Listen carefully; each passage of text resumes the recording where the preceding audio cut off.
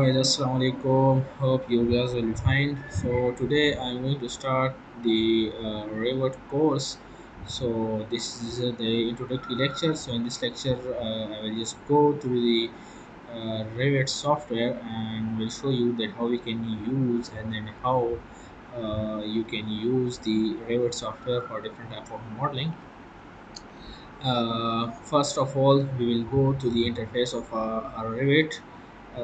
Whenever you open a Revit software, so you will see this interface where you will see some recent projects you have done so far, and you can you will also see that where you can open or create a new model. Similarly, you can open existing families and or you can open a new family. So here I want to explain first of all that whenever you open a new model by clicking on a new button, so a dialog will appear which will show some instruction whether you want to open a project in matrix system or imperial system, or by side it will explain some it will give you some explanation regarding templates, that whether you want to work on construction template, whether you want to work on architectural structural, or similarly for the system. So system regarding basically when you want to work on electrical system, plumbing system, or mechanical system. So for that you will have to use the system template. So I'm going to open a metric architecture template. So when you click OK, so the Revit model will create. So here I will go through some options that are basically used in Revit. When you open Revit software or Revit model, so at the first interface, you will see some buttons like architecture, structures, steel, precause, and so on. And under each tab, you will see some command like wall, door, window, component, column, roof, ceiling. So these are different commands under each tab which you will use for the modeling purpose. So inshallah, in Revit course we will go through each command, and I will teach you that how we can use these different command for the modeling of a building structure or any type of a structure. So let's discuss some project browser components. Whenever you start project in Revit, so here you will see some levels regarding floor plans, ceiling plans, and elevations, legends, schedules, sheet, families, and roofs. And you will also see some Revit links. So this is very important. You will always be playing with these type of tabs. Similarly, these are basically the properties regarding different elements, whether you are working on a floor plan, whether you are working on a wall command, door command. So when you activate such commands, so the properties regarding that specific command will be activated as well. And here you will see some different families as well. One point, it is important to note, whenever you activate some command like a wall, door, so a context tab, this is basically a context tab, correspond to the specific command like a door, a wall, window. It will appear regarding to that specific command. So these commands may vary for different element that you activate for the modeling purpose. So some commands are common like modify commands, regarding geometry, clipboard. So these are some commands which you will always see whenever you activate some command or some element like door, window in a Revit software.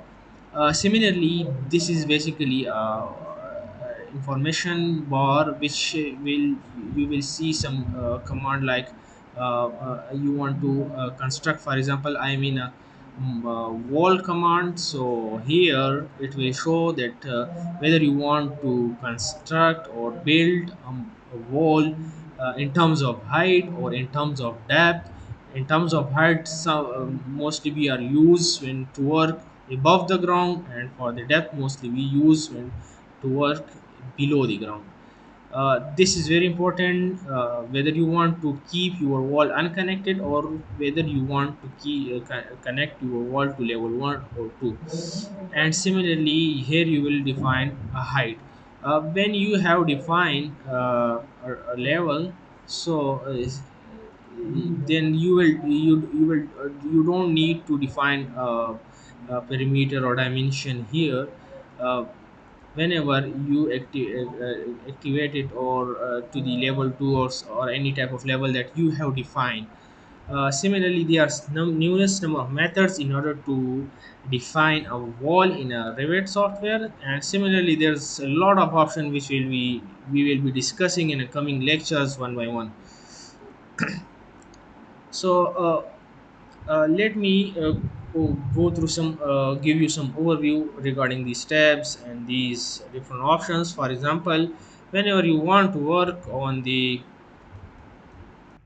So whenever you open a view tab, from here you can open different type of browsers like project browser, system browser, navigation bar, so status bar. So these are number of different browser, so you can work on it. Similarly, there are number of views. For example, let me open different views. So here I haven't make any type of any type of project or any type of work over here, so therefore you cannot see something. So let me draw a wall.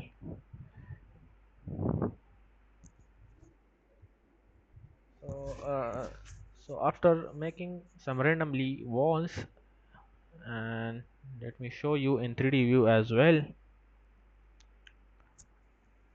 So whenever you want to make your view in a tile, so from here you can make it easily by going to the view tab, and from here you can open a tile view. So basically when you are working on a complex project, on a big project, so mostly you will need to work a number of tabs or number of views, and it is very good to work when you have two or three screens. So by using that screen, you can just move your specific view to that specific screen, and whenever you want to change something over here, so it easily reflect in that specific screens. So in order to go to back to tab view, so just click on it, you will get to that specific view. And if you want to close other views, so just means that you want to close inactive windows or inactive views, so just click on close inactive view, so it will automatically close that inactive tabs. uh, there are some options regarding zoom in and zoom out, so you can use your mouse scroll for out from zoom in, and similarly by just clicking on the mouse scroll you can just move your drawing to any specific view. And similarly, if you want to work by using these different buttons, if you want to zoom to some specific uh, area, so you can just zoom to a specific area by using zoom in region, or you want to zoom by two times. Similarly, you want to zoom it to fit. So overall what you have done in a interface or in a in that specific view, so it will automatically zoom to that, or automatically fit it to that specific view. For example, if you want to zoom all to fit, so it will fit all of your drawing to that some specific zoom level. You can also zoom to sheet size, preview zoom, and so there are a lot of options. For example, if you want to work by using uh, zoom, similarly by pan, so there are a number of options. You want to orbit, you want to center, you want to walk. So so I will discuss these different options when I start working on some project. Okay, so I want to show you something regarding, for example, if you want to work from scratch, so how you will begin your modeling. So let me show you something. Let me delete these walls.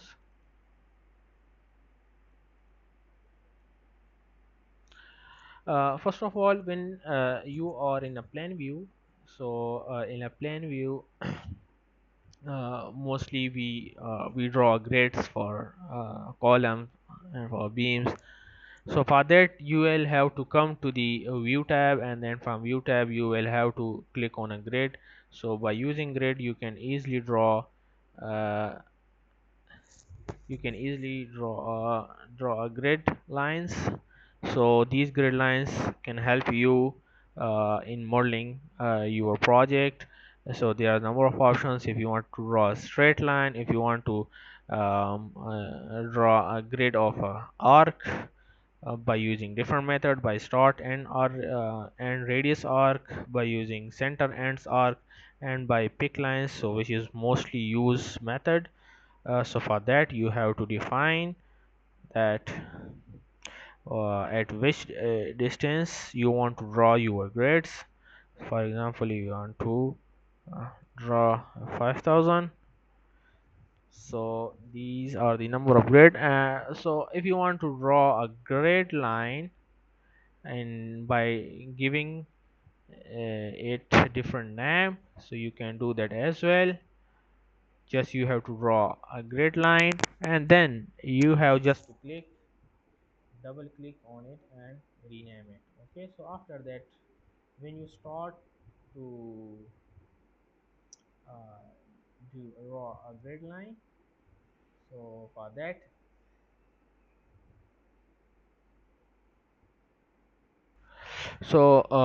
you have to click on a grid, and when you draw a grid line, so automatically it will take our alphabetic order.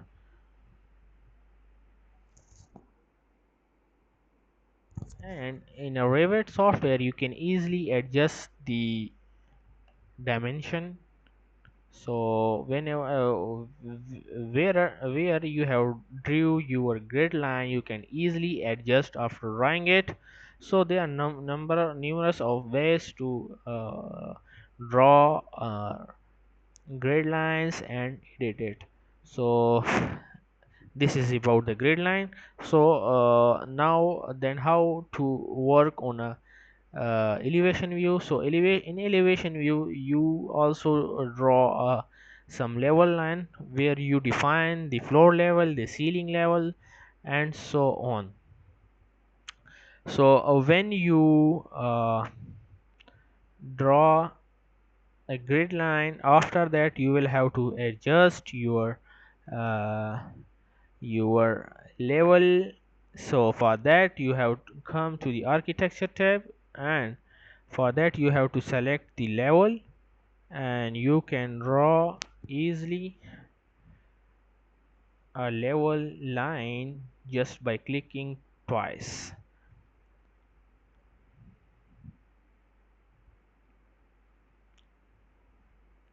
And you can also use this pick line.